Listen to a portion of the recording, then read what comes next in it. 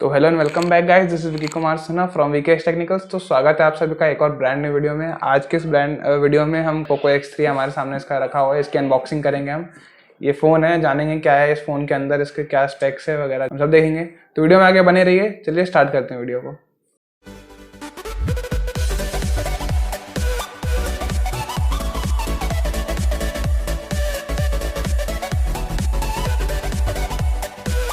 तो सबसे पहले एक बार डब्बे की हाइलाइट की बात कर लेते हैं। तो डब्बे के ऊपर इधर साइड हर तरफ पोको की ब्रांडिंग कर रखी है इन लोगों ने, और पीछे के साइड कुछ की स्पेक्स दे रखे हैं। तो अब एक बार जल्दी से हम बॉक्स कंटेंट की बात कर लेते हैं। तो ये हमारा बेसिक ब्लैक बॉक्स आता है जिसके ऊपर X3 की ब्रांडिंग है।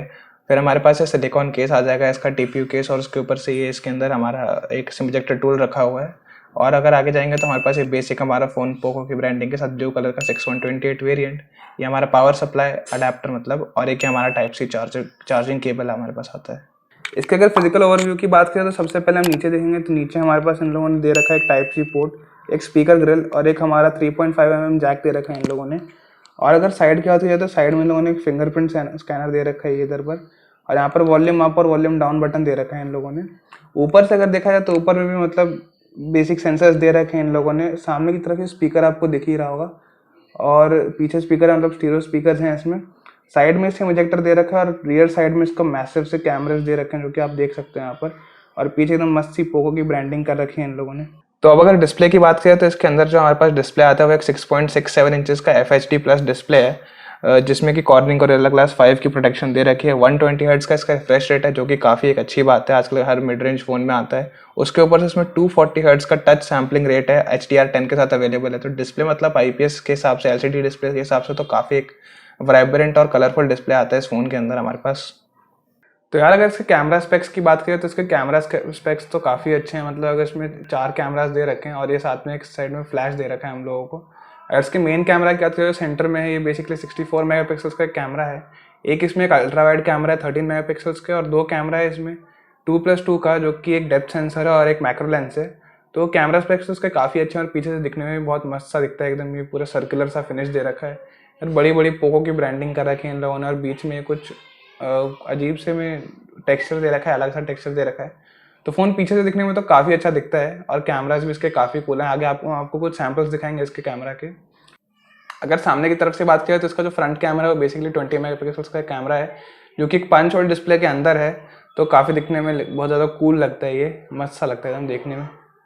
तो अगर हम कैमरा सैंपल्स के ऊपर नज़र डालेंगे तो कैमरा सैंपल्स उसके काफ़ी अच्छे हैं। मतलब अगर आप जैसे इस फोटो के ऊपर गौर कर सकते हो तो इस फोटो में मतलब कलर्स तो ठीक ही ठाक आए हैं, मतलब थोड़ा सा ब्यूटिफिकेशन ज़्यादा कर दिया है इन लोगों ने, तो एक थोड़ा सा डिसएडवांटेज है। लेकिन कलर्स ठीक ठाक आए हैं, डिटेल्स भी बहुत अच्छी हैं इस फ़ोन में, इस कैमरा में।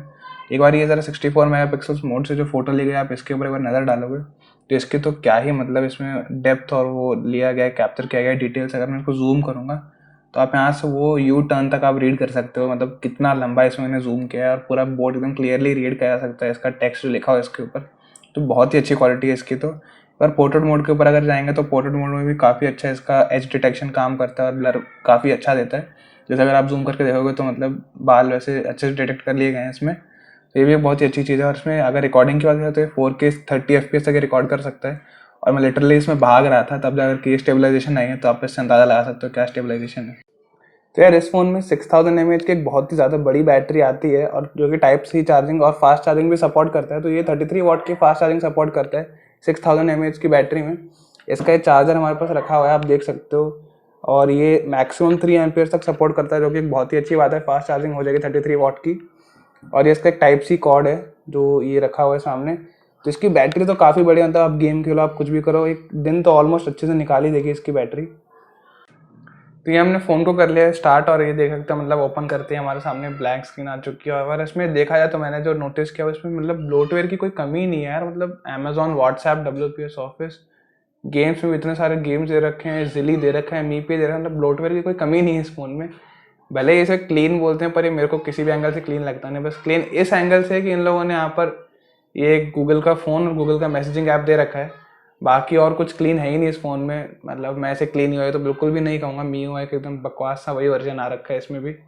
तो यार अगर प्रोसेसर की बात करें तो इस फ़ोन में हमें स्नैपड्रैगन 732G मिलता है, जो कि एक काफ़ी डिसेंट सा प्रोसेसर है इस प्राइस रेंज के अंदर, जो एक अच्छी खासी परफॉर्मेंस दे देता है।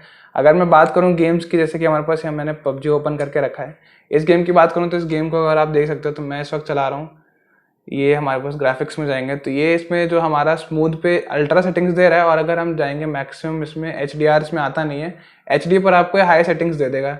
तो मतलब काफ़ी अच्छी खासी परफॉर्मेंस है ये, तो मैं इसे फिलहाल रिकमेंड करूँगा कि स्मूथ में और अल्ट्रा में चलाऊँ, और गेम प्ले मतलब बराबर सही आ जाता है। या अगर मैं इसका फ्रेम रेट देखूंगा तो इसमें आप देख सकते हो ये अप्रॉक्सीमेटली कुछ 44 FPS तक मैक्सिमम लेकर के जाता है, और इतना ही इसका जाता है प्रोसेसिंग स्पीड। तो ठीक ही ठाक है, आपको गेम खेलने की चाहिए। बाकी अगर आपको 60 FPS खेलना ज़्यादा अच्छा लगता है तो आप आराम से इसमें GFX टूल इस्तेमाल कर सकते हो, और फिर आपको 60 FPS नॉर्मली मिल जाएगा, और 6000 mAh की बैटरी है तो कोई दिक्कत होने वाली है नहीं आपको। तो यार यही था आज के इस वीडियो के लिए, हमने इस फ़ोन की अनबॉक्सिंग कर दी, मैंने आपको रिव्यू भी दे दिया। मैं आपको कहना चाहूँगा कि अगर आपका बजट 15 to 20K का है तो आप इसे कंसिडर कर सकते हैं। इससे अच्छा ऑप्शन अगर आपको चाहिए Realme में तो आप Realme 7 भी चूज़ कर सकते हैं, वरना फिर अभी अगर आपका 20 के अबव का है तो आप Redmi का जो भी लेटेस्ट फ़ोन आने वाला है उसको आप जा सकते हैं। पर फिलहाल तो मैं इसको रिकमेंड करूँगा, आप इसे आराम से परचेज़ करें, इसमें कोई प्रॉब्लम नहीं है। एक बड़ी बैटरी मिल जाती है, अच्छा कैमरा है हमारे पास, प्रोसेसर भी डिसेंट सा है तो अच्छी परफॉर्मेंस मिल जाएगी, तो 120 हर्ट्ज का रिफ्रेश रेट है, तो बहुत अच्छी अच्छी चीज़ें हैं, तो आप इसे आराम से परचेज कर सकते हैं बिना किसी प्रॉब्लम के। तो thanks for watching, see you in the next one, bye bye.